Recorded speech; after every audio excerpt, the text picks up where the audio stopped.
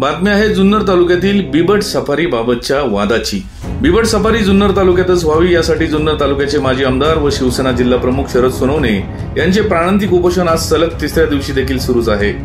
जुन्नर तालुक्यातून या उपोषण आंदोलनाला मोठा प्रतिसाद मिळत असताना आज लंडन येथे गेली 15 वर्षांपासून कामानिमित्त वास्तव्य असलेल्या सागर कुलकर्णी यांनी आंदोलनाला भेट देऊन जाहीर पाठिंबा व्यक्त केला।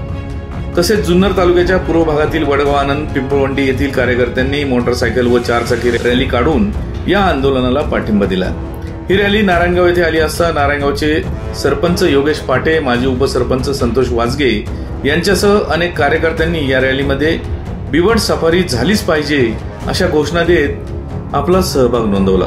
तसेच आने, बेल्ले, आळे, उमरज, पिंपरी पेंडार, खामुंडी, डुंबरवाडी आदी गावातील ग्रामस्थांनी जुन्नर येथे उपोषणस्थळी भेट देऊन सोनवणे यांना पाठिंबा दर्शवला आहे। दरम्यान आरोग्य विभागाच्या वतीने सोनवणे यांची आरोग्य तपासणी करण्यात आली असून त्यांची प्रकृती स्थिर जरी असली तरी खालावली असल्याचे समजते।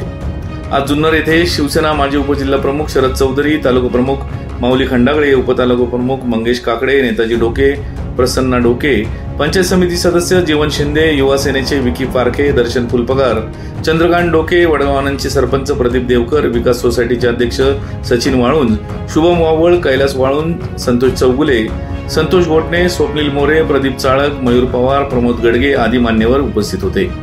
वेगवेगळ्या स्तरातून या आंदोलनाला पाठिंबा मिळत असतानाच प्रशासन नेमकी बिबट सफारीच्या बाबत नेमकी काय भूमिका घेते याकडे सर्व जुन्नर वासियांचे लक्ष लागले आहे।